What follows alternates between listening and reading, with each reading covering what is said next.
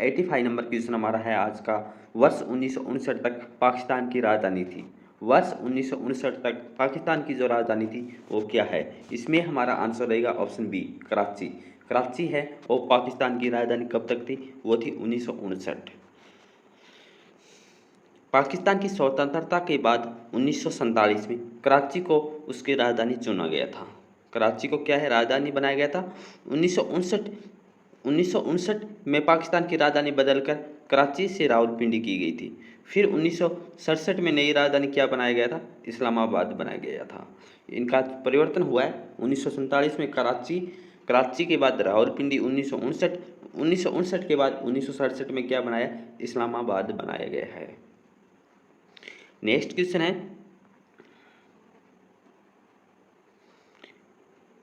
अरबियों ने मुल्तान को क्या नाम दिया था? अरबी थे, उन्होंने मुल्तान को क्या नाम दिया था? इसमें हमारा जो आंसर सही रहेगा ऑप्शन सी, स्वर्ण नगरी। अरबियों के द्वारा मुल्तान को एक नाम दिया था, वो दिया था स्वर्ण, गोल्डन नगरी दिया गया था। अरबियों ने मुल्तान को सिटी ऑफ गोल्ड का नाम दिया था, या स्वर्ण नगरी भी हम कहेंगे। किनके द्वारा?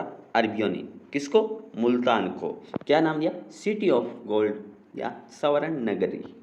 मुल्तान को अन्य नामों जैसे the city of Sufis, the city of the Sant, the city of Tom's और मदीनात उल औलिया के नाम से भी जाना जाता है। इंपॉर्टेंट है, मुल्तान के नाम सिटी ऑफ गोल्ड है, स्वर्ण नगरी मुल्तान को कहा जाता है। द सिटी ऑफ सूफीज, ये भी मुल्तान को कहा जाता है। द सिटी ऑफ संत, मुल्तान को कहा जाता है। द सिटी ऑफ टॉम्स, ये भी मुल्तान को कहा जाता है। मदीनात उल औलिया भी सिटी है जो मुल्तान है, इसको जाना जाता है।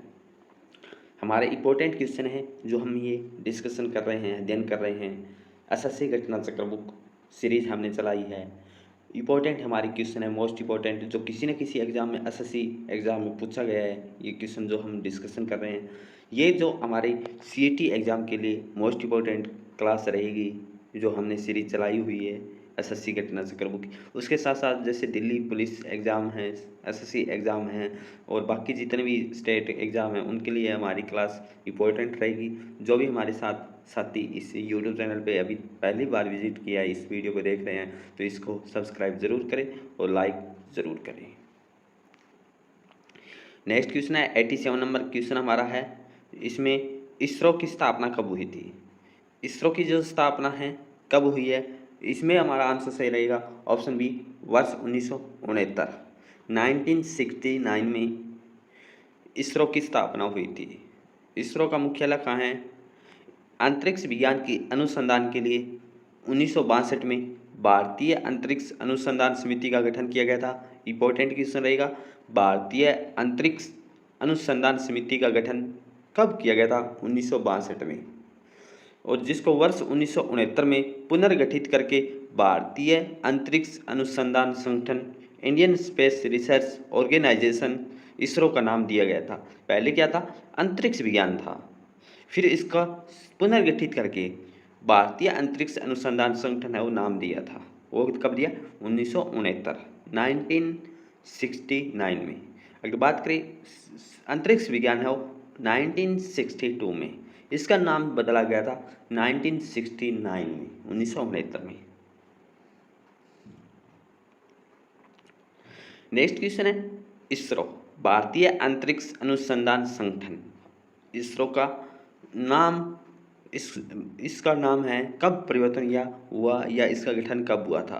तो इसमें हुआ था ऑप्शन बी हमारा सही रहेगा, वर्ष 1969 में। अगर अंतरिक्ष अनुसंधान संगठन पूछा जाए तो वो हुआ था 1962 में, 1962 में। परंतु इसके आगे अंतरिक्ष के बाद आगे भारतीय अंतरिक्ष अनुसंधान संगठन है वो 1969 में। इसरो की नेक्स्ट क्वेश्चन है, इसरो की मास्टर नियंत्रण सुविधा कहाँ है? तो इसरो है, इसकी स्थापना 1969 में हुई थी, पुनर्गठित हुआ था।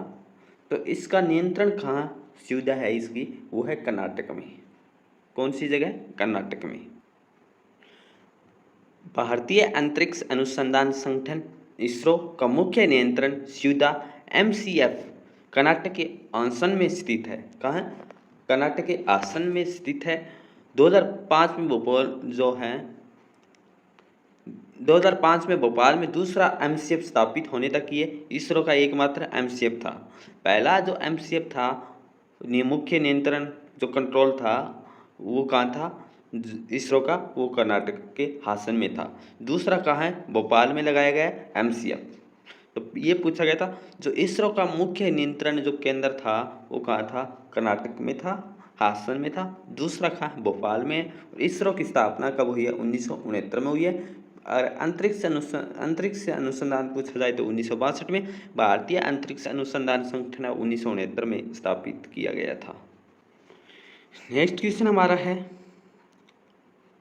कोशिकीय एवं आणविक जीव विज्ञान केंद्र CCMB ने Indian institute of rice research के साथ मिलकर कम ग्लाइसेमिक सूचक वाले निम्नलिखित में से चावल की कौन सी किस्म विकसित की है?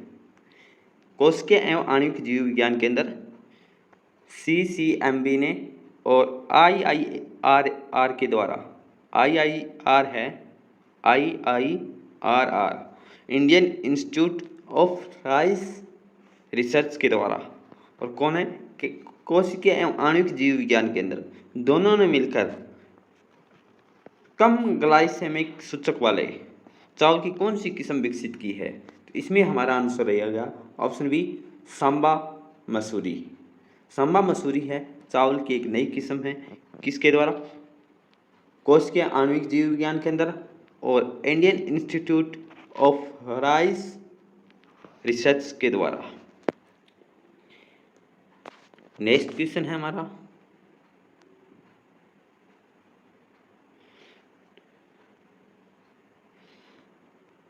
टिहरी जल विद्युत परिसर किस राज्य में स्थित है? टिहरी जल विद्युत जो योजना है वो कहाँ है?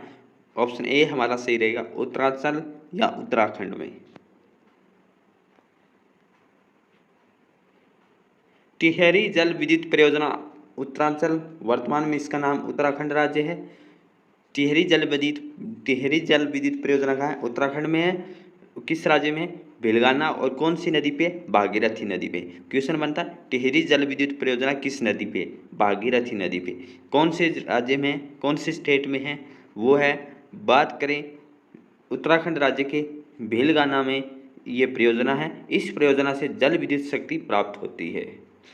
मोस्ट इम्पोर्टेंट है कि टिहरी जल विद्युत परियोजना किस नदी पे? तो टिहरी जो है भागीरथी में है, भागीरथी नदी पे है। नेक्स्ट क्वेश्चन, राष्ट्रपति भवन का डिजाइन किसने बनाया था? मोस्ट इम्पोर्टेंट क्वेश्चन हमारा रहेगा, राष्ट्रपति भवन का जो डिजाइन बनाया गया था वो किसके द्वारा बनाया गया था? इसमें हमारा आंसर सही रहेगा, राष्ट्रपति भवन का जो डिजाइन बनाया गया था एडविन लुटियंस के द्वारा। एडविन लुटियंस ने राष्ट्रपति भवन का जो डिजाइन है वो तैयार किया था। ऑप्शन सी हमारा सही है। आज़ादी के पूर्व राष्ट्रपति भवन ब्रिटिश वायसराय का निवास स्थल था। जो राष्ट्रपति भवन है वर्तमान में ये किसका था? ब्रिटिश जो वायसराय था उनका स्थल था। इसका निर्माण एडविन लुटियंस ने भारत की राजधानी कलकत्ता से दिल्ली स्थानांतरण होने के बाद 1912 में प्रारंभ किया था। राष्ट्रपति भवन है वो कब प्रारंभ हुआ था, कब स्थानांतरित होने के बाद है वो शुरू हुआ था 1912 में। जो कब पूरा हुआ था? 1929 में जाकर पूरा हुआ था। इसके निर्माण में कितने वर्ष लगे? 17 वर्ष। राष्ट्रपति भवन में कौन बैठते हैं? राष्ट्रपति। वर्तमान में हमारे राष्ट्रपति कौन है? द्रौपदी मुर्मू, श्रीमती द्रौपदी मुर्मू 15वें नंबर के हमारे राष्ट्रपति है। जो आदिवासी से पहली महिला जो हमारे राष्ट्रपति बनी है। दूसरी महिला राष्ट्रपति जो बनी है वो भी द्रौपदी मुर्मू है। प्रथम महिला राष्ट्रपति श्रीमती प्रतिभा पाटिल थी, परंतु आदिवासी जो क्षेत्र से आने वाली पहली जो महिला है वो है श्रीमती द्रौपदी मुर्मू हमारी राष्ट्रपति जो वर्तमान में है। तो इनका जो डिजाइन, राष्ट्रपति भवन का जो डिजाइन बनाया गया था वो किसके द्वारा बनाया गया था? एडविन लुटियंस ने।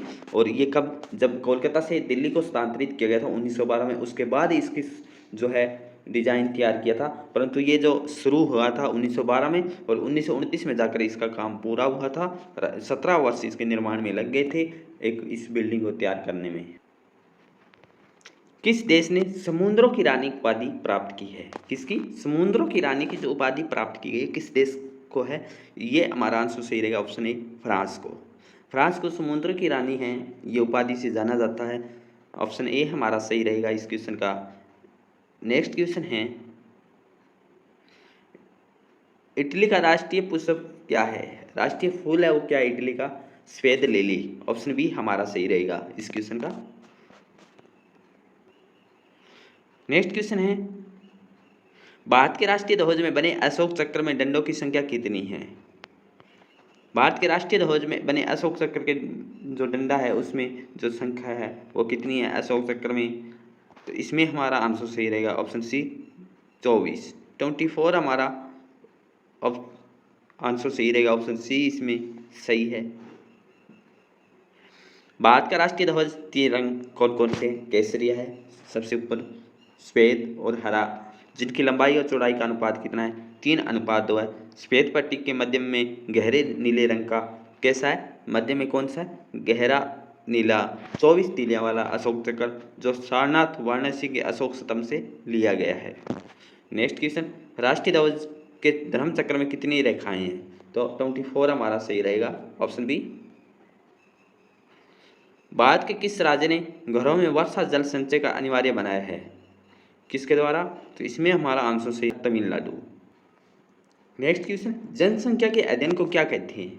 जनसंख्या के अध्ययन को क्या कहते हैं? मानचित्र कला, मानव विज्ञान, जनसांख्यिकी या जीवनी? इसमें हमारा आंसर सही रहेगा जनसंख्या के अध्ययन को जनसांख्यिकी। ऑप्शन सी हमारा इस क्वेश्चन का आंसर सही रहेगा।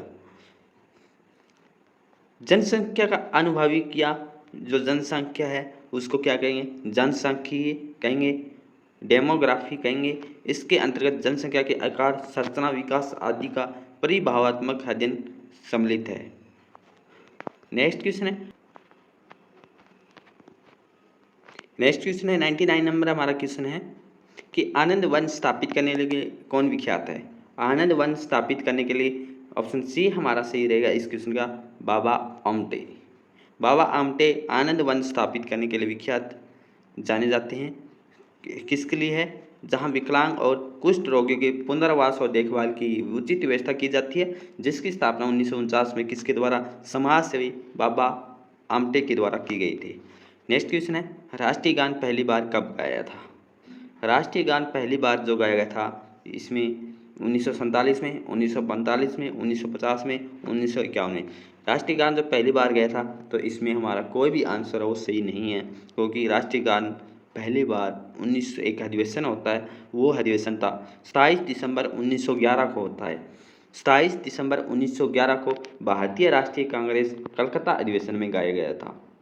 इस अधिवेशन में कलकत्ता अधिवेशन था, कौन सा तारीख थी? 27 दिसंबर 1911 को। किसके द्वारा? रविंद्रनाथ टैगोर के द्वारा लिखित राष्ट्रीय गान सर्वप्रथम गाया गया था 1911 में। इस गीत को संविधान सभा ने कब स्वीकार किया था? वो स्वीकार किया 24 जनवरी 1950। इसलिए हमारा जो ऑप्शन है इसमें कोई भी ऑप्शन है वो हमारा सही नहीं है, परंतु जो अपनाया गया था वो बन सकता था हमारा 24 जनवरी 1950। 24 जनवरी 1950 को अपनाया गया था, गाया गया था 27 दिसंबर 1911 को कलकत्ता अधिवेशन में। रविंद्रनाथ टैगोर ने ये लिखा गया, ये 27 दिसंबर को एक अधिवेशन होता है उसमें इसको गाया गया था। हमारा क्वेश्चन नंबर 101 है, विश्व रिकॉर्डों की पहली गिनीज पुस्तक किस वर्ष प्रकाशित हुई थी? विश्व रिकॉर्ड जो वर्ल्ड रिकॉर्ड है उसकी पहली जो गिनीज पुस्तक है किस वर्ष प्रकाशित हुई थी? इसमें कौन सा हमारा आंसर सही रहेगा? बात करें इसमें कोई भी ऑप्शन है वो हमारा सही नहीं है, क्योंकि पहली जो पुस्तक है वो प्रकाशित हुई है 1955 में। कब हुई थी?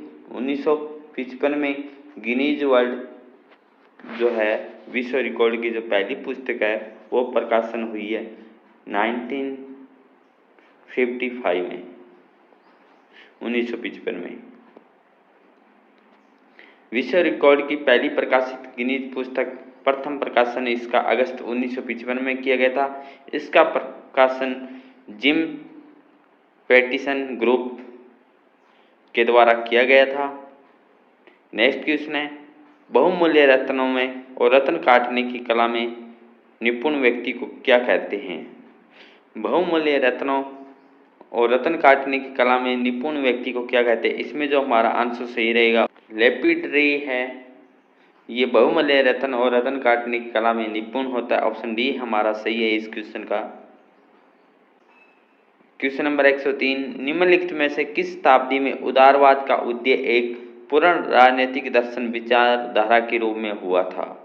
कि उदारवादी का एक उदय है पूर्ण राजनीतिक दर्शन विचारधारा के रूप में हुआ था, वो है ऑप्शन सी हमारा सही रहेगा। 19वीं शताब्दी में उदारवाद एक राजनीतिक दर्शन के रूप में उभरा था, रूप हुआ था, वो ऑप्शन सी हमारा है 19वीं शताब्दी में। नेक्स्ट क्वेश्चन है, सूची 1 को सूची 2 में मिलाना है।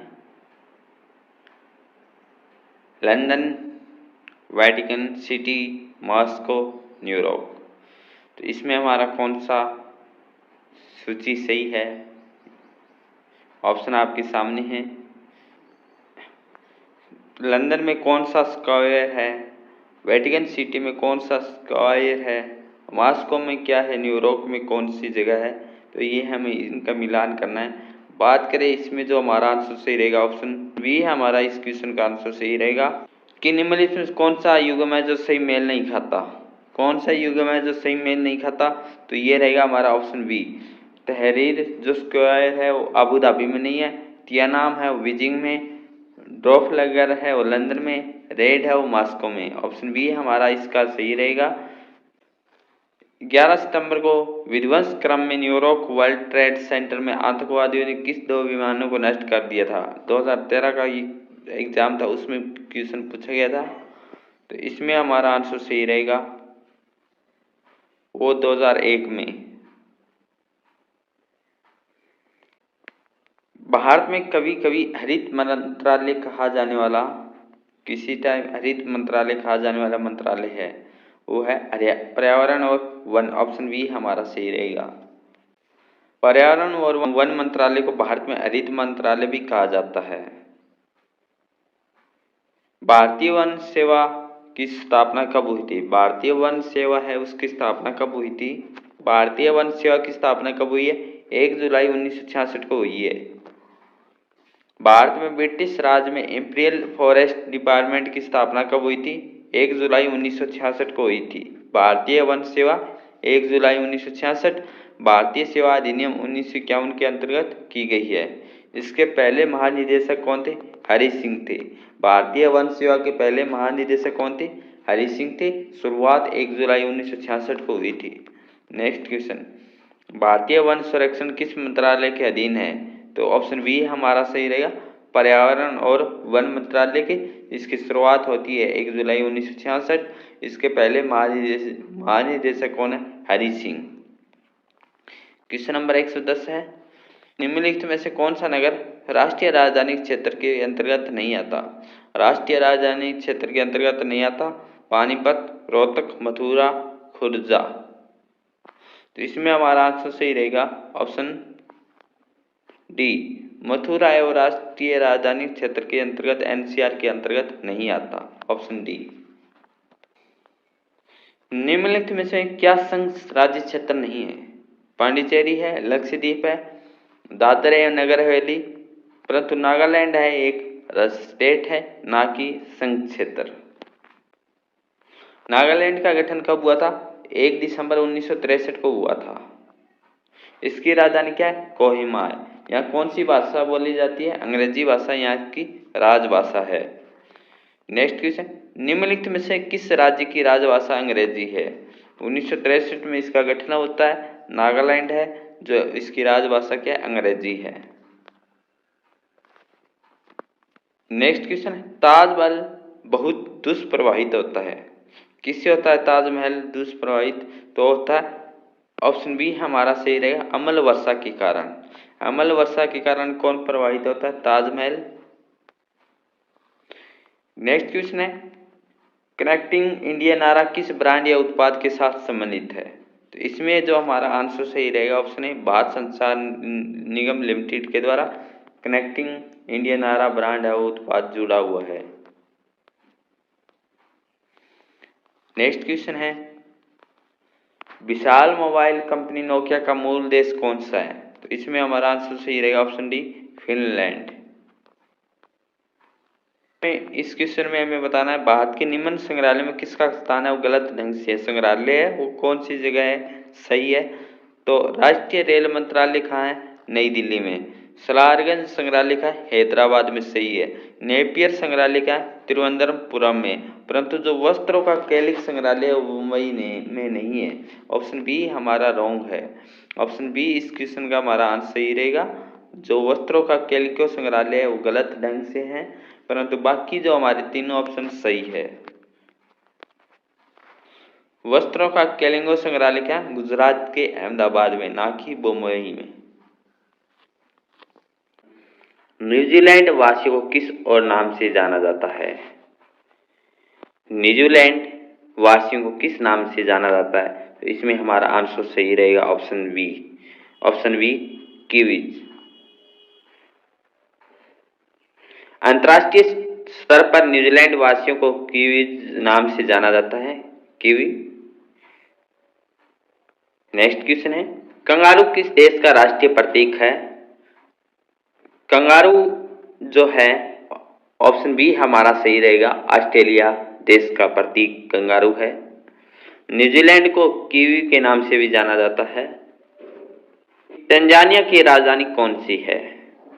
तंजानिया की जो राजधानी है ऑप्शन डी हमारा सही रहेगा इस क्वेश्चन में, दार ए सलाम तंजानिया की राजधानी है। तंजानिया की राजधानी क्या है? डोडोमा है, जबकि संसद पर कुछ सरकारी कार्यालय है, जबकि 1996 में इसकी राजधानी क्या बनाई थी? दार ए सलाम भी बनाई थी। क्वेश्चन नंबर 120, निम्नलिखित में केंद्रीय विश्वविद्यालय कौन सा है? केंद्रीय विश्वविद्यालय कौन सा है इनमें से? कोलकाता, डिब्रूगढ़, कुरुक्षेत्र या पांडिचेरी? तो इसमें अगर बात करें हमारा ऑप्शन सी सही रहेगा, पांडिचेरी। पांडिचेरी केंद्रीय विश्वविद्यालय है। पांडिचेरी विश्वविद्यालय केंद्रीय विश्वविद्यालय है, जो कि शेष विश्वविद्यालय राज्य के अधीन है। क्वेश्चन नंबर 121, चेरनोबिल न्यूक्लियर संयंत्र आपदा है वो कब हुई थी? तो इसमें हमारा आंसर सही रहेगा, जो चेरनोबिल न्यूक्लियर जो संयंत्र आपदा है वो 1986 में हुई थी। ऑप्शन सी हमारा सही है। ये कहाँ पे है? ये चेरनोबिल जो न्यूक्लियर है पावर प्लांट, ये यूक्रेन में है और ये घटना हुई थी 26 अप्रैल 1986 को हुई थी।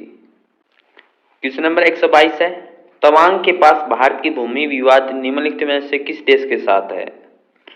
तवांग के जो पास है भारत की भूमि विवाद निम्नलिखित में से किस देश के साथ है? वो है चीन के साथ। भारत और चीन के बीच भूमि विवाद है वो कौन सा है? तवांग का जो क्षेत्र है वहां ये दोनों देशों के बीच विवाद हो रहा है, वो एरिया तवांग है। तवांग भारत के पश्चिमी अरुणाचल प्रदेश में एक जिला है। तवांग कहाँ का है? अरुणाचल प्रदेश में एक पश्चिमी जिला है। चीन इसे दक्षिणी तिब्बत कहता है, परंतु इसे हम अपना आधिपत्य की बात करता है। हमारा के आधिपत्य क्षेत्र है, चीन इसे दक्षिणी तिब्बत कहता है। किसको? तवांग को। क्वेश्चन नंबर 123, दोषपूर्ण ईंधन पंप गास्केट को बदलने के लिए भारत की प्रमुख ऑटोमोबाइल कंपनी मारुति सुजुकी ने निम्न में कौन सा खराब मॉडल वापस मंगाया था? क्वेश्चन हमारा 2011 में पूछा गया एसएससी एग्जाम टियर 1 में था। तो इसमें जो हमारा आंसर सही रहेगा भी मारुति ए स्टार। क्वेश्चन नंबर 124, किस पहली भारतीय कंपनी को नॉस्डॉक में सूचीबद्ध किया गया था? वो था ऑप्शन डी इन्फोसिस कंपनी थी, जिसको पहली बार भारतीय कंपनी नास्डॉक में सूचीबद्ध किया गया था। ऑप्शन डी हमारा सही रहेगा। कोलकाता और ढाका के बीच चलने वाली एकमात्र ट्रेन कौन सी है? इंपॉर्टेंट क्वेश्चन है स्टैटिक जीके में हमारा, कि कोलकाता और ढाका के बीच कौन सी है ट्रेन? वो है ऑप्शन बी हमारा सही रहेगा, मैत्री एक्सप्रेस कोलकाता और ढाका के बीच चलने वाली एकमात्र ट्रेन है। कोलकाता और ढाका के बीच चलने वाली एकमात्र ट्रेन मैत्री एक्सप्रेस 2008 में इस ट्रेन का पुनः संचालन प्रारंभ किया गया था। नवंबर 2017 को भारत बांग्लादेश के मध्य एक दूसरी ट्रेन कोलकाता खुलना बंधन एक्सप्रेस को भी रवाना किया गया था। इससे पहले कौन सी थी? मैत्री एक्सप्रेस कोलकाता और ढाका के बीच थी। दूसरी ट्रेन कौन सी है? वो है खुलना बंधन एक्सप्रेस। दो हमारी है बांग्लादेश और भारत के बीच में, कोलकाता और ढाका के बीच में जो चलने वाली मैत्री एक्सप्रेस और खुलना बंधन एक्सप्रेस। शुक्र ग्रह का अन्वेषण करने के लिए सबसे पहले रोबोट अंतरिक्ष यान का क्या नाम था? शुक्र ग्रह का जो अन्वेषण हुआ था उसके लिए सबसे पहले रोबोट अंतरिक्ष यान का नाम बताना है, तो ऑप्शन बी हमारा सही है, मैगलन। शुक्र ग्रह का अन्वेषण करने के लिए जो रोबोट यान भेजा गया था अंतरिक्ष में, उस यान का नाम है मैगलन। शुक्र की कक्षा में जाने वाला पहला अंतरिक्ष यान मैरीनेट 2 था। शुक्र ग्रह की कक्षा में जाने वाला पहला अंतरिक्ष यान मैरीनेट 2 था, जो 1962 में गया था। जो दिए गए विकल्पों में से नासा ग्रह शुक्र की सतह का मानचित्र तैयार करने के लिए उद्देश्य से 4 मई 1979 को 135 किलोग्राम वजनी मैगेलन अंतरिक्ष यान का परीक्षण किया गया था। इस अंतरिक्ष यान को वीनस रडार मैपर के नाम से भी जाना जाता है। किसके नाम से जाना जाता है?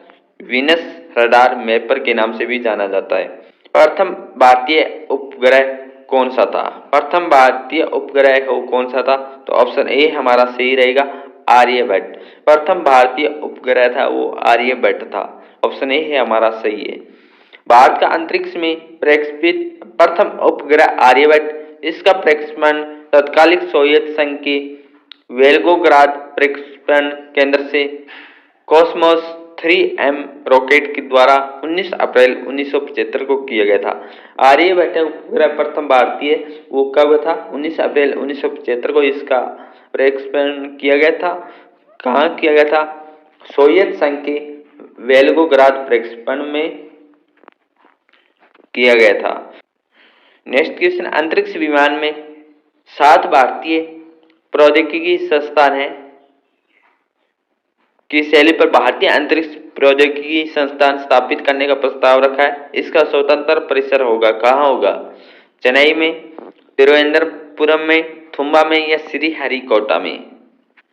इस क्वेश्चन का जो हमारा आंसर सही रहेगा ऑप्शन सी, तिरुवनंतपुरम में अंतरिक्ष विभाग ने 7 भारतीय प्रौद्योगिकी संस्थान को शैली पर भारतीय अंतरिक्ष टेक्नोलॉजी संस्थान को स्थापित करने का प्रस्ताव रखा है, वो है तिरुवनंतपुरम में। नेक्स्ट क्वेश्चन है हमारा, 17 मई 2010 को भारत ने पृथ्वी से पृथ्वी प्रक्षेपास्त्र अग्नि 2 का सफल परीक्षण व्हीलर द्वीप से किया था, जो स्थित है। व्हीलर द्वीप कहाँ है ये हमें बताना है।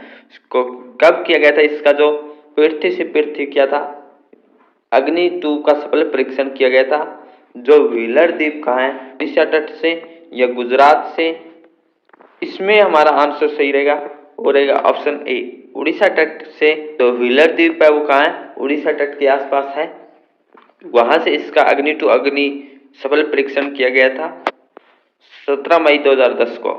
तो हमें देखना है व्हीलर द्वीप कहाँ है? उड़ीसा के आसपास जो क्षेत्र है वहाँ व्हीलर द्वीप है।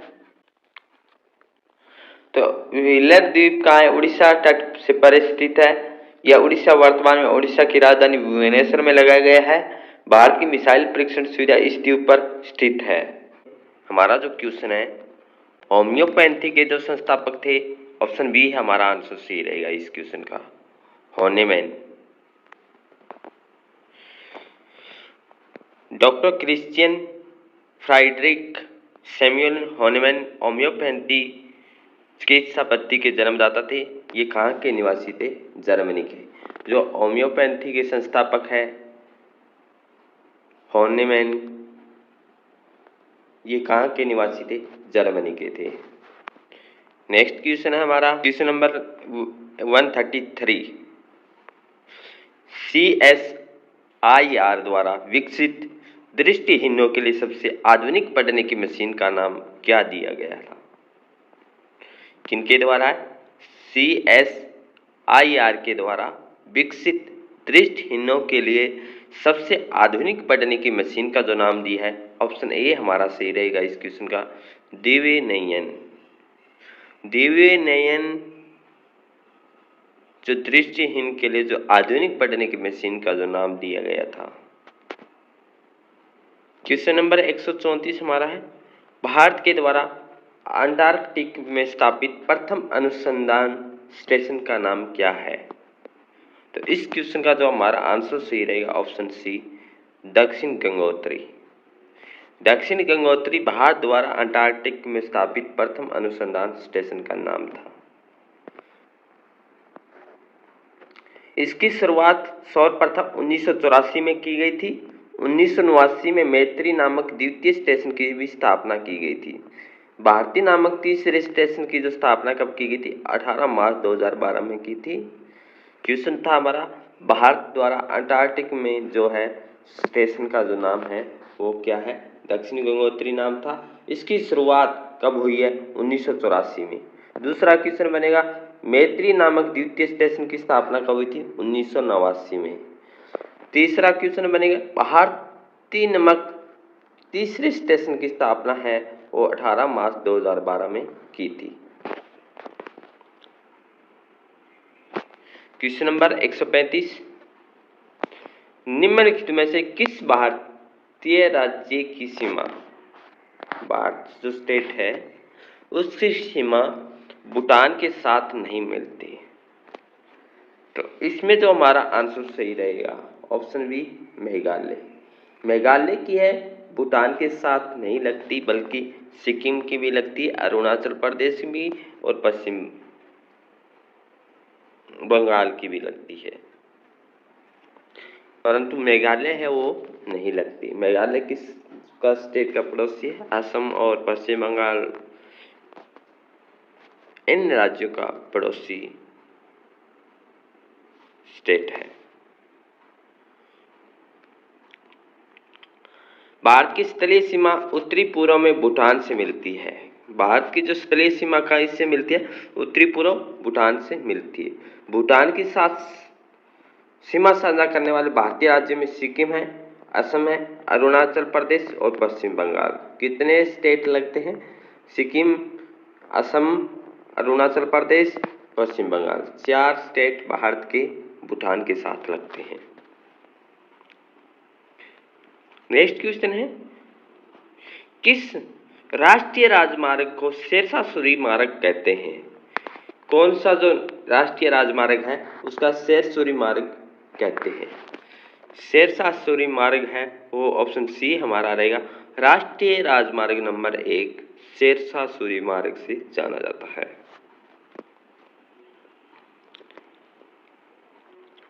राष्ट्रीय राजमार्ग नंबर 1 उत्तरी भारत में राष्ट्रीय राजधानी नई दिल्ली को भारत पाकिस्तान की सीमा के समीप पंजाब के अटारी कस्बे से जोड़ता है।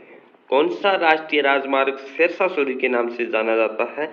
वो जाना जाता है राष्ट्रीय राजमार्ग नंबर 1। ये उत्तरी भारत में राष्ट्रीय राजधानी नई दिल्ली से शुरू होकर भारत पाकिस्तान की सीमा के पास पंजाब के जो अटारी कस्बे है, बॉर्डर है, वहां तक जोड़ता है।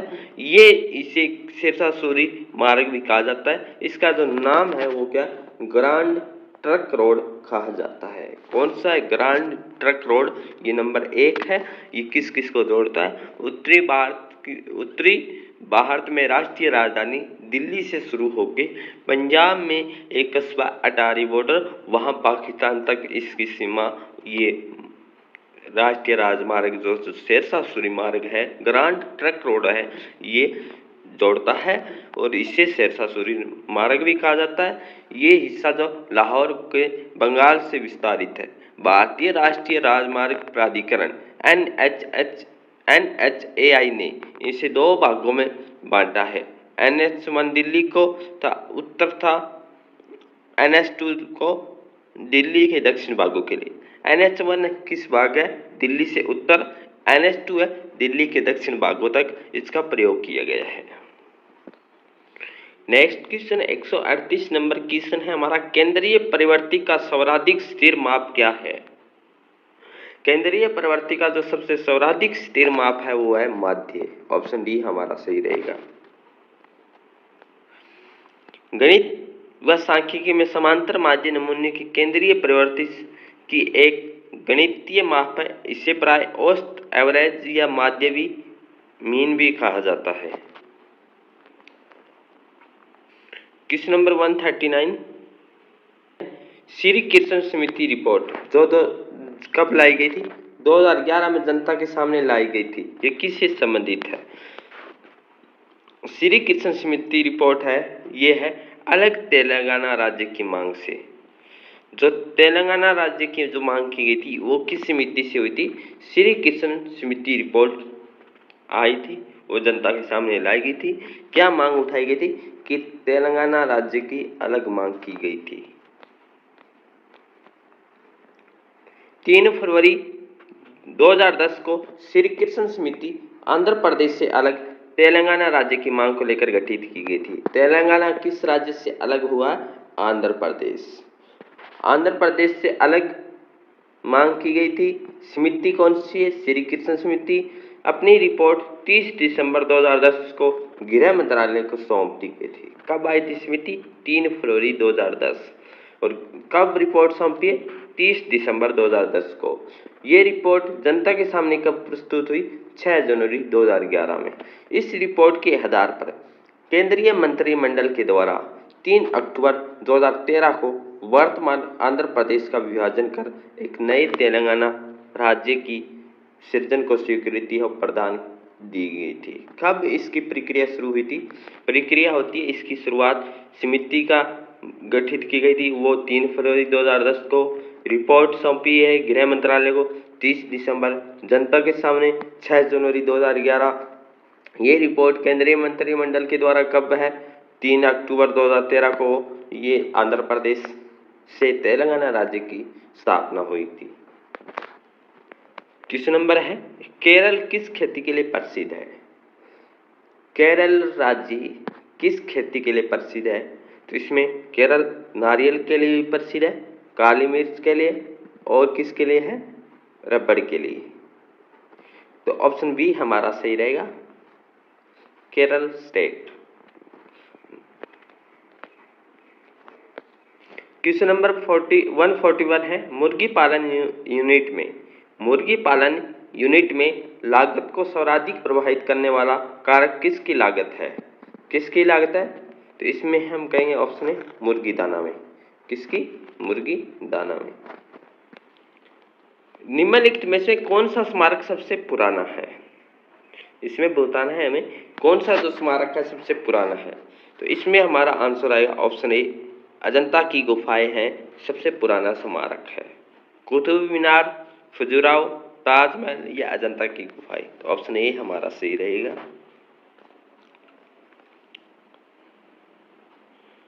अजंता की जो गुफाएं है सबसे पुराना स्मारक है, औरंगाबाद महाराष्ट्र में स्थित है।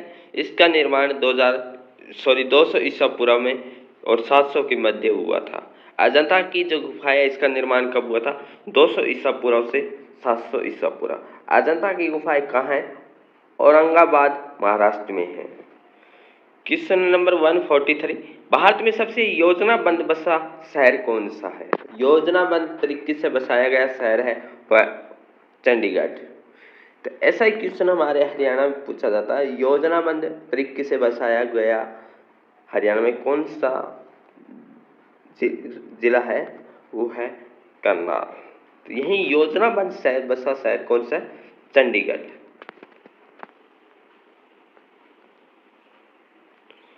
भारत में सबसे योजनाबद्ध बसा शहर चंडीगढ़ है।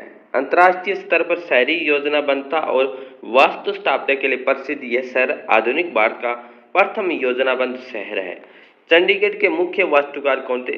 फ्रांसीसी वास्तुकार ली कॉर्बुजियर इसके चंडीगढ़ के मुख्य वास्तुकार थे।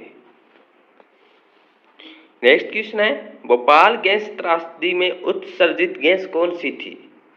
इंपॉर्टेंट क्वेश्चन है ये। क्वेश्चन किसी न किसी एग्जाम में आपको देखने को जरूर मिलेगा। क्योंकि बहुत बार ये क्वेश्चन रिपीट हुआ है कि भोपाल गैस त्रासदी वो कब उत्सर्जित गैस कौन सी थी। भोपाल गैस त्रासदी में कौन सी गैस है वो जो उत्सर्जित थी। तो इसमें हमारा आंसर सही रहेगा option C, methyl isocyanate. Methyl isocyanate है, ये भोपाल जो गैस त्रासदी हुई थी उसमें गैस थी।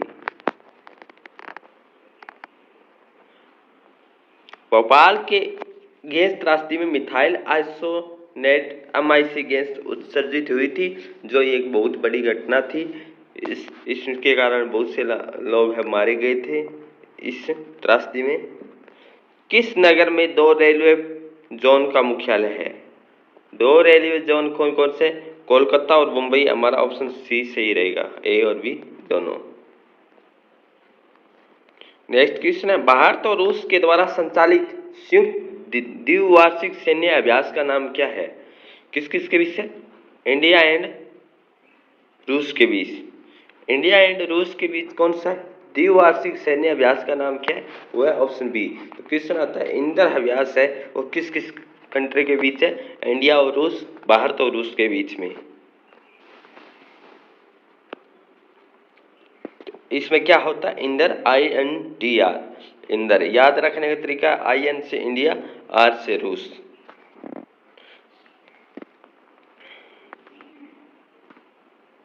और इसकी शुरुआत कब हुई है, 2003 से हुई है। जो इंदर अभ्यास है भारत और रूस के बीच है, इसकी शुरुआत कब होती है, 2003 से में होती है।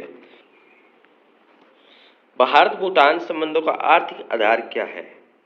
भारत और भूटान से संबंधित जो आर्थिक आधार है वो क्या है, ऑप्शन ए हमारा सही है, पन बिजली उत्पादन। दोस्तों, जो हमारी स्टैटिक जीके के जो विविध के जो क्वेश्चन थे SSC के टंडन चक्र बुक से, वो हमने डिस्कशन, हमारे जो इम्पोर्टेंट क्वेश्चन थे वो हम अध्ययन कर चुके हैं। बाकी जो हमारा सेशन रहेगा नेक्स्ट वो रहेगा अगनतन सामान्य, जो वर्ष और दिवस से संबंधित हमारे क्वेश्चन है। 8 और 9 जनवरी 2015 को 13वां प्रवासी भारतीय दिवस कहाँ आयोजित किया गया था। तो इसमें जो हमारा आंसर सही रहेगा, पहली बात तो क्वेश्चन बनेगा भारतीय प्रवासी दिवस कब मनाया जाता है, तो 9 जनवरी को। 9 जनवरी को भारतीय प्रवासी दिवस मनाया जाता है। बात है उस टाइम जो एग्जाम था उसमें पूछा गया था कि 2015 में कौन सा प्रवासी भारतीय दिवस था, तो 13वां था।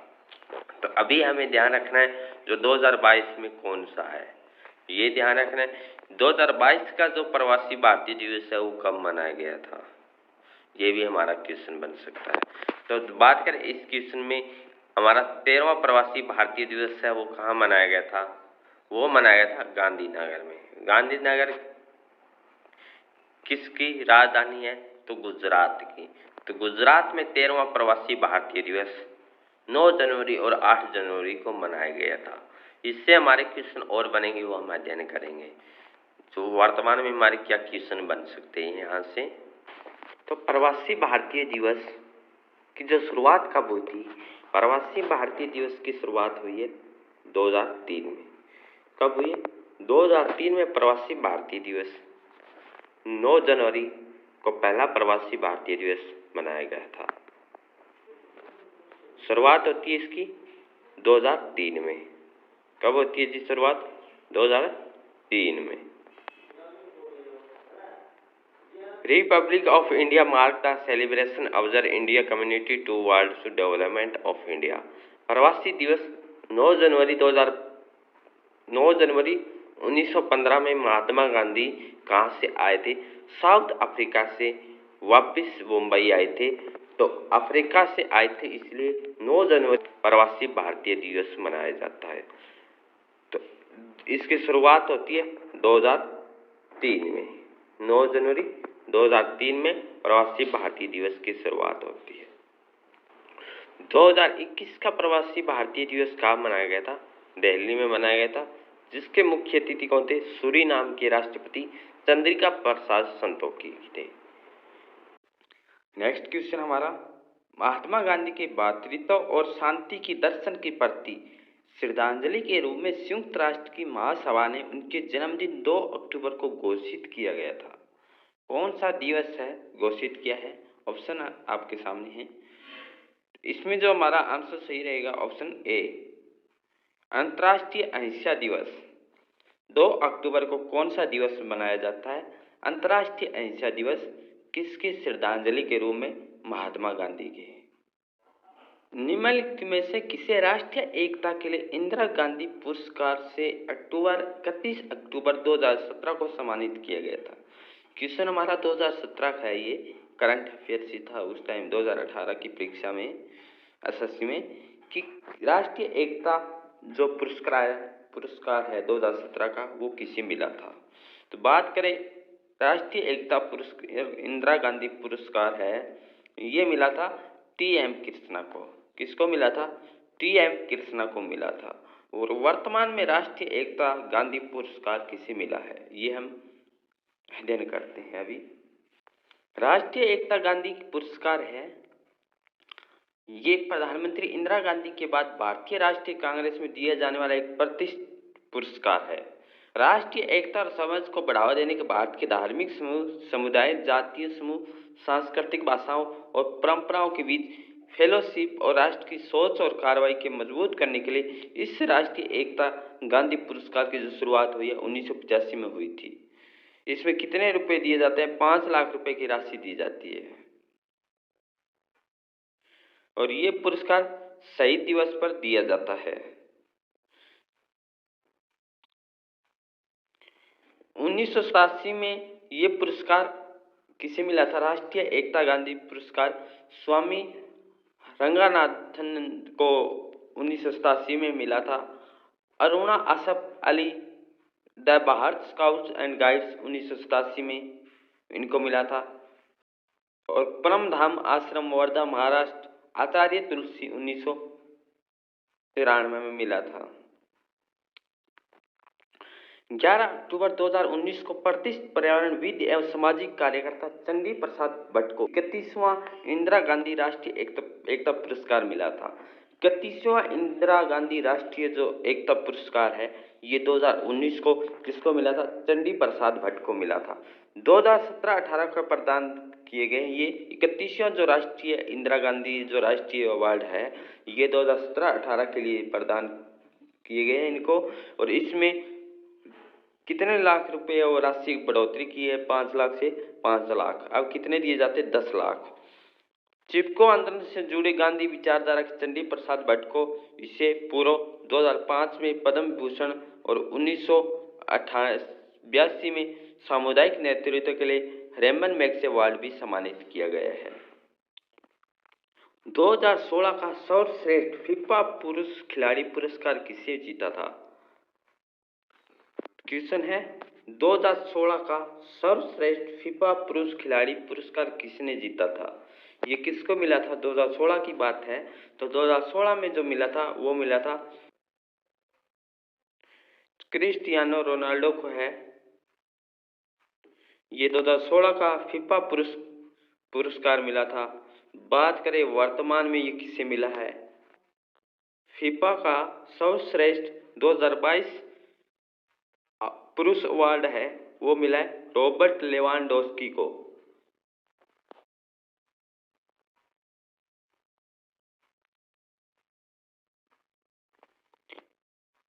Lewandowski FIFA the best men's of the player award की सबसे हालिया विजेता है। हालांकि खिलाड़ी बैलन डी और रैंक की दूसरे स्थान पर है। उनके प्रदर्शन के स्ट्राइक ऑफ द ईयर का पुरस्कार मिला है। स्ट्राइक ऑफ द ईयर का पुरस्कार किसे मिला है? वो मिला है बैलन डी और जो फीफा पुरुष अवार्ड मिला है वो मिला है लेवांडोस्की को। महिला खिलाड़ी रही है जेनिफर हार्मोन्सो ये रही है सर्वश्रेष्ठ फीफा महिला खिलाड़ी। 2017 के लिए 31वां मूर्ति देवी पुरस्कार के लिए चयनित कविता संग्रह दे डोंडो फुआरा मात्रों के रचनाकार का नाम बताइए। तो इसमें हमारा आंसर सही रहेगा ऑप्शन सी, जॉय गोस्वामी। किसके द्वारा लिखी गई है? डोंडो फुआरा मात्रों, जॉय गोस्वामी के द्वारा इनको कौन सा पुरस्कार मिला है? मूर्ति देवी पुरस्कार सम्मानित किया गया है। बात करें वर्तमान में मूर्ति देवी पुरस्कार किसे मिला है। मूर्ति देवी पुरस्कार 1983 से 2021 तक हमारी लिस्ट है। मूर्ति देवी पुरस्कार विजेता भारतीय ज्ञानपीठ समिति के द्वारा दिया जाने वाला प्रतिष्ठित साहित्य सम्मान पुरस्कार है। मूर्ति देवी पुरस्कार किसके द्वारा दिया जाता है? भारतीय ज्ञानपीठ समिति के द्वारा। किसके द्वारा? भारतीय ज्ञानपीठ समिति के द्वारा दिया जाने वाला यह सम्मान शुरुआत हुई थी 1961 में। 1961 में इसकी शुरुआत होती है। किसके द्वारा? 1961 में C.K. नागराज राव प्राप्त करने वाले पहले कन्नड़ लेखक थे। 1961 में मूर्ति देवी पुरस्कार किससे मिला था? वो था C.K. नागराज। कौन सी भाषा की थी? कन्नड़ लेखक थे। कन्नड़ लेखक C.K. नागराज को सबसे पहले जो मूर्ति पुरस्कार मिला था वो 1961 में मिला था। काव्य संग्रह के लिए इनको ये पुरस्कार दिया गया था। 1961 में जो पुरस्कार मिला था C.K. नागराज को, उस टाइम कितने राशि थी? 4 लाख रुपए। शुरुआत 1961 में। 2019 के जो विजेता रहे हैं, 2019 के विश्वनाथ प्रसाद तिवारी रहे थे। 2019 का 33वां मूर्ति देवी पुरस्कार था। 6 दिसंबर 2019 को ये विश्वनाथ प्रसाद तिवारी को प्रदान किया गया था। 2017 का जो पुरस्कार मिला था वो मिला था जॉय गोस्वामी। कौन सी? दो दो दो फवारा मतरो, बांग्ला में लिखा गया था। इनका ये लेखक थे। 2016 का जो मिला है MP वीरेंद्र कुमार, मलयालम भाषा, और इनका वो लिखा है मत भूल। निम्नलिखित में से किस व्यक्ति को नागरिकों को दिया जाने वाला दूसरा सर्वोच्च वीरता पुरस्कार उत्तम जीवन रक्षा पदक से सम्मानित किया गया है?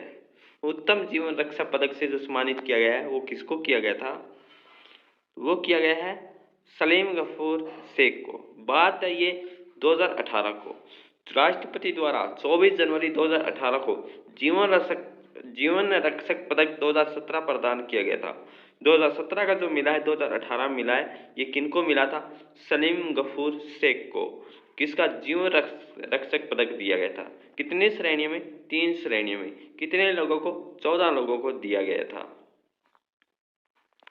बात करें वर्तमान में ये जीवन रक्षक जो उत्तम जीवन रक्षक पदक है किससे मिला है? सर्वोत्तम जीवन रक्षा पदक पाने वाले में शामिल है शरत RR मरणोपरांत केरल, जतिन कुमार मरणोपरांत उत्तर प्रदेश, रामा अवतार गोदरा मरणोपरांत राजस्थान, ज्ञानचंद मरणोपरांत रेल मंत्रालय, अमित कुमार गुहाल मरणोपरांत पश्चिम बंगाल, अनिल कुमार रेल मंत्रालय।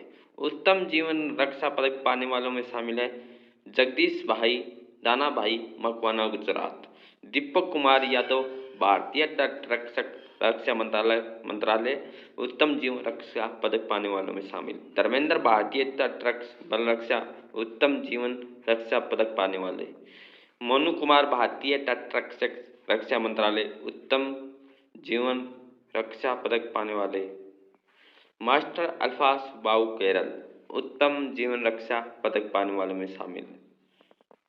ये इनके नाम हैं, इम्पोर्टेंट हमने डिस्कशन किए हैं। जीवन रक्षा पदक पाने वाले में शामिल है जी शंकर कुमार आंध्र प्रदेश। ये इनकी लिस्ट है। जीवन रक्षा 5 कैटेगरियों में दिया जाता है। खेल जगत से जितने भी क्वेश्चन होंगे ये हम इसमें डिस्कशन करेंगे। पहला जो क्वेश्चन है, निम्नलिखित में से किस दिन प्रतिवर्ष खेल दिवस मनाया जाता है? कौन सा दिन है जो खेल दिवस मनाया जाता है? वो महीना है अगस्त का। कौन सा माह है? अगस्त का। बात करें दुनिया भर में हॉकी के जादूगर के नाम से प्रसिद्ध भारत के महान हॉकी खिलाड़ी मेजर ध्यानचंद सिंह के नाम पर जो भारतीय प्रतिवर्ष खेल दिवस मनाया जाता है, किसके नाम पे? मेजर ध्यानचंद सिंह। कौन से खेल से थे? हॉकी के जादूगर के नाम से जाने जाते हैं। भारत को ओलंपिक खेलों में स्वर्ण पदक दिलवाया। उनके प्रति सम्मान प्रकट करने के लिए उनके जन्मदिन 29 अगस्त को प्रत्येक वर्ष भारत में राष्ट्रीय खेल दिवस के रूप में मनाया जाता है। सेकंड नंबर क्वेश्चन है खेल जगत से हमारा स्टैटिक जीके का। राइडर कप किस खेल के खिलाड़ियों को दिया जाता है? राइडर कप है किस खेल के खिलाड़ियों को दिया जाता है? वो दिया जाता है गोल्फ। राइडर कप है वो किस खेल से जुड़ा हुआ है? गोल्फ से।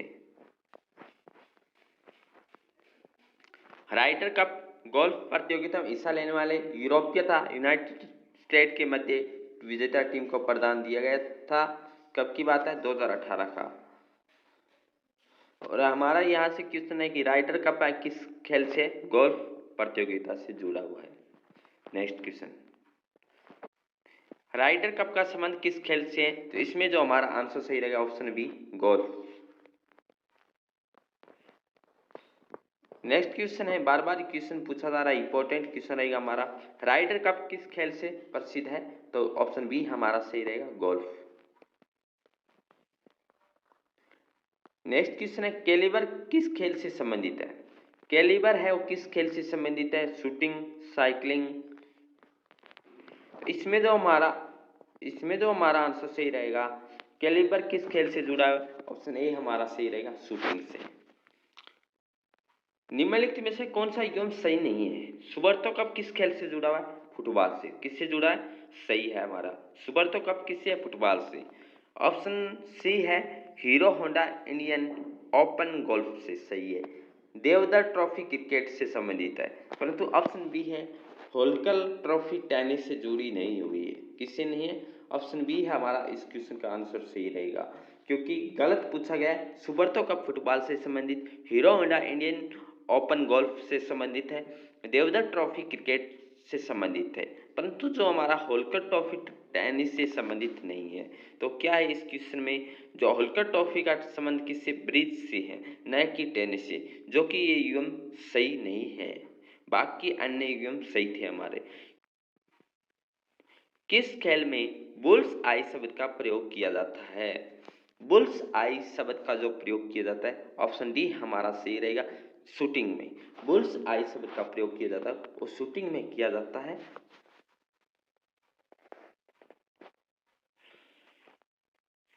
निम्नलिखित का मिलान करना है, कौन सी किससे संबंधित है? बात करें रणजी ट्रॉफी किससे संबंधित है? रणजी ट्रॉफी क्रिकेट से संबंधित है। संतोष ट्रॉफी किससे संबंधित है? संतोष ट्रॉफी फुटबॉल से संबंधित। आगा खा कप हॉकी से संबंधित है। तो इसमें हमारा जो आंसर सही रहा है ऑप्शन बी रहा है। वन का रणजी ट्रॉफी क्रिकेट से संबंधित, संतोष ट्रॉफी फुटबॉल से संबंधित, आगा खां जो कप्पा हॉकी से संबंधित है। बढ़ते हैं नेक्स्ट क्वेश्चन की तरफ। क्वेश्चन नंबर 9 हमारा है,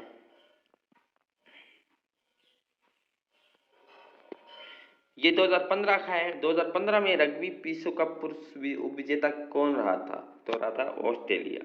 2015 में है, पूछा गया ये क्वेश्चन था। 2016 का विश्व कबड्डी पुरुष उपविजेता कौन रहा था? 2016 का विश्व कबड्डी पुरुष उपविजेता रहा था, वो रहा था ईरान। उपविजेता है ईरान, जबकि विजेता कौन रहा है? 2016 का उपविजेता ईरान, जबकि विजेता भारत रहा था। कौन रहा था 2016 का? भारत विजेता, उपविजेता ईरान रहा था। बास्केटबॉल में टीम में कितने खिलाड़ी होते हैं? इंपॉर्टेंट क्वेश्चन हमारा। तो इसमें रहेगा ऑप्शन सी हमारा सही रहेगा, 5 खिलाड़ी खेलते हैं।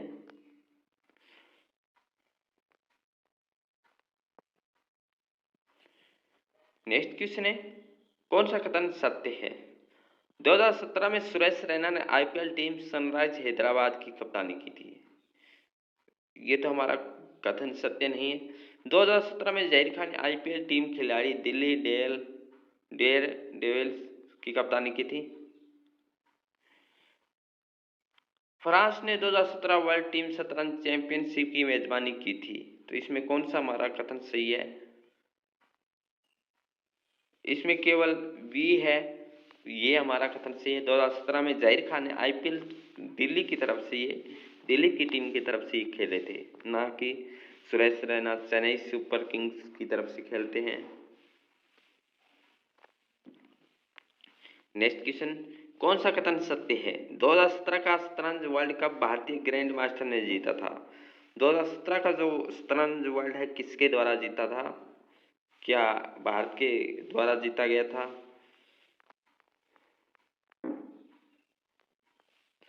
वर्ष 2017 में Roberto Firmino premier league team Leicester City के लिए खेले हैं। 2018 की आईपीएल 99 में राजस्थान रॉयल्स ने एमएस धोनी को रिटेन किया है। तो इसमें कौन सा हमारा कथन सत्य है? इसमें केवल कोई भी कथन है वो सत्य नहीं है। 2017 का शतरंज वर्ल्ड कप आर्मीनिया के खिलाड़ी लियोन एरियन ने जीता था। 2017 premier league Robert Firmino Liverpool team club के लिए खेले हैं। 2017 प्रीमियर लीग में Roberto Firmino Liverpool team club के लिए खेले। MS Dhoni Chennai super kings के 2018 में रिटर्न किया है, इसलिए विकल्प सी उत्तर सही रहेगा हमारा।